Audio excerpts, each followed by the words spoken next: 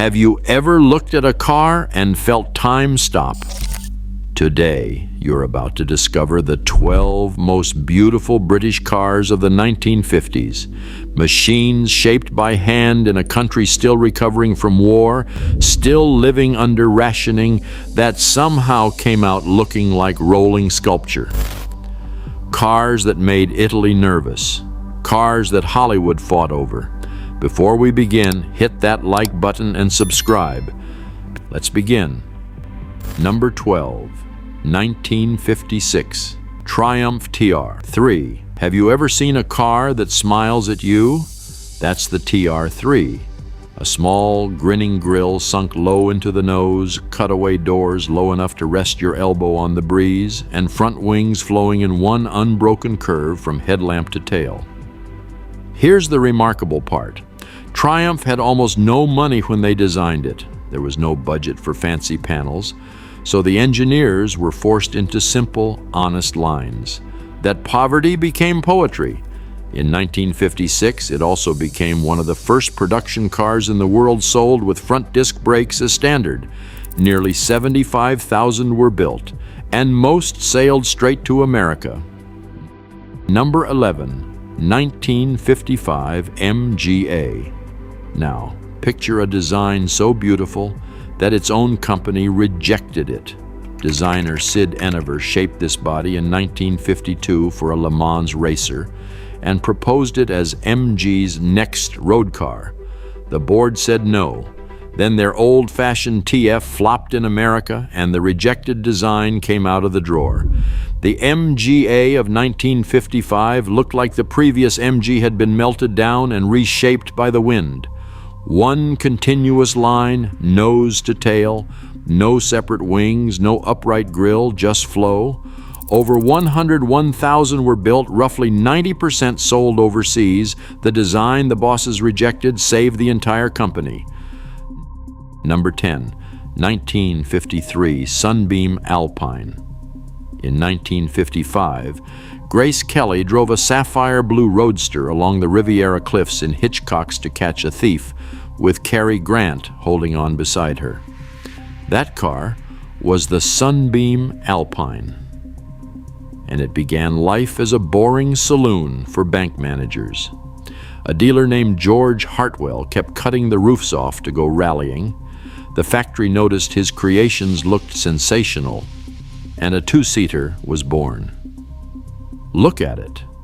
A long, unhurried bonnet, a low windscreen, covered rear wheels that make the car glide rather than roll.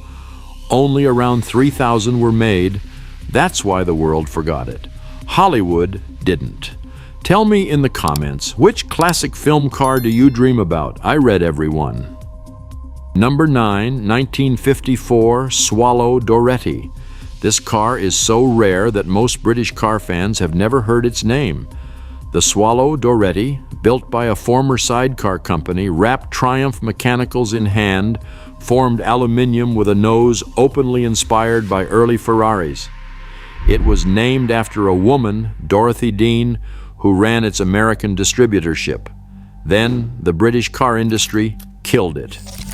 Rival manufacturers, reportedly led by Jaguar, pressured the parent company to stop building it because that parent company supplied them all with steel tubing, and they threatened to take their business elsewhere. Production ended in 1955 after just 276 cars. Around 80 survive. Everyone is buried. Treasure.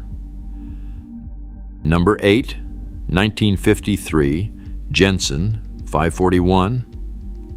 At the 1953 London Motor Show, visitors kept tapping this car's body in disbelief.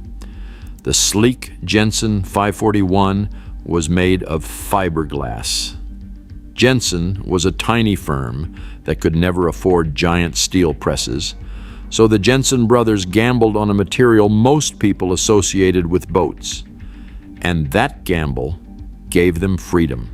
Fiberglass let them sculpt what steel refused: a smooth oval nose, a swiveling flap instead of a grill, a cabin tapering away like a teardrop. The later 541R was timed at nearly 125 miles per hour, one of the fastest four-seat cars on Earth. Around 850 were built. This is one of Britain's great forgotten shapes. Number 7, 1953, Bristol 404. What happens when aeroplane engineers design a car? The Bristol 404. Bristol built bombers during the war, and the car division kept the aviation obsession, shaping this coupe in the company's own wind tunnel. The nose looks like a jet intake. The rear wings carry small fins for stability at speed. Even the door handles were smoothed away.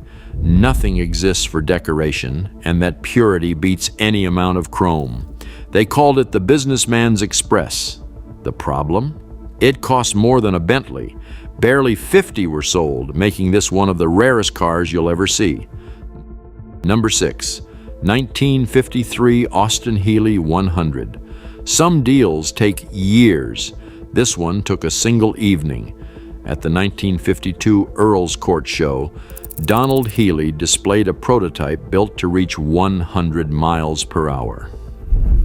Austin boss Leonard Lord saw it on opening night, and by morning a deal was struck.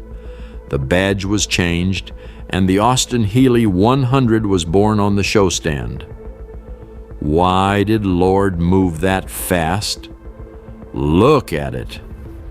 Jerry Coker drew a body with almost nothing on it, one low muscular line from nose to tail, and a windscreen that folds flat until the whole car looks like it's lying down in the sun.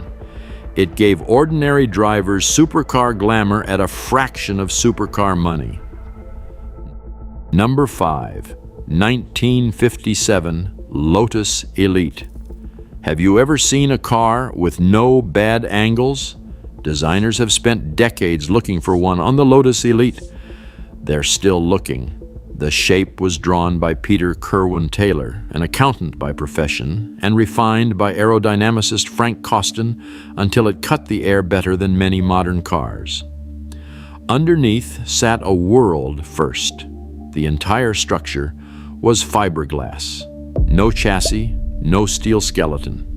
It won its class at Le Mans 6 years running, and here's the detail few know. Colin Chapman reportedly lost around 100 pounds on every one of the 1,030 built. Could you name a more beautiful money loser? Tell me in the comments. Number 4, 1953 AC Ace. You've seen this shape before, even if you don't know its name. The AC Ace became the legendary Shelby Cobra. A young builder named John Togero showed the struggling AC Company a lightweight special inspired by Ferrari's 166 Barchetta, and they bought the design almost on the spot. The Ace is barely more than a single curve, an oval mouth, 2 headlamps, one uninterrupted arc of aluminum over the wheels, possibly the purest sports car shape Britain ever produced, and it finished 7th overall at Le Mans in 1959. Then a Texan named Carroll Shelby dropped an American VI-8 into it. Every Cobra poster on every bedroom wall is secretly celebrating this quiet English design. Number 3, 1954 Jaguar D-Type. The D-Type was designed for one purpose, winning Le Mans, and beauty arrived as a side effect. Every curve was calculated by Malcolm Sayer, a former aircraft aerodynamicist, to cheat the wind at over 150 miles per hour, with that dramatic fin keeping the car stable. It won Le Mans in 1955, 1956, and 1957. Around 75 were built. And here's what the world thinks of this shape today. In 2016, the D-Type that won Le Mans in 1956 sold at auction for $21.78 million. At the time, the most expensive British car ever sold. Function created this form. Collectors now treat it like fine art. Number 2, 1958, Aston Martin DB4. Close your eyes and picture an Aston Martin. The long bonnet, the crouch stance, that grille.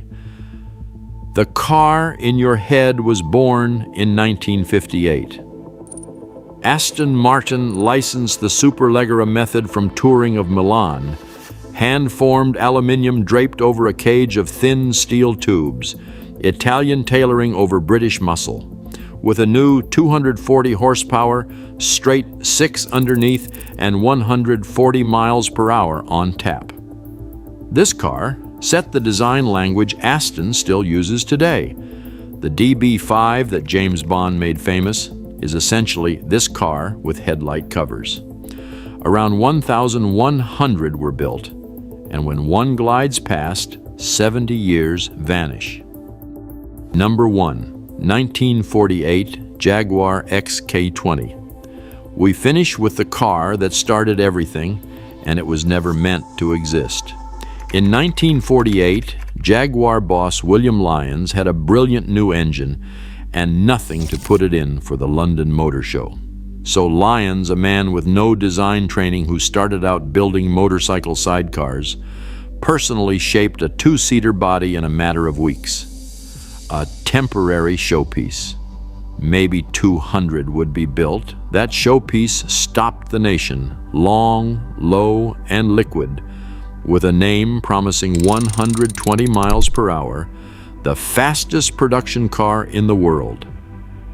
When people doubted it, Jaguar ran a nearly standard car at over 132 in Belgium. The planned 200 became more than 12,000. Clark Gable took one of the first. And the dollars it earned in America funded everything that followed, including the D-Type. One man, a few weeks, and the most beautiful car of the 1950s. 12 cars, and almost every one was born from an accident, a rejection, or a gamble that should have failed. That was Britain in the 1950s.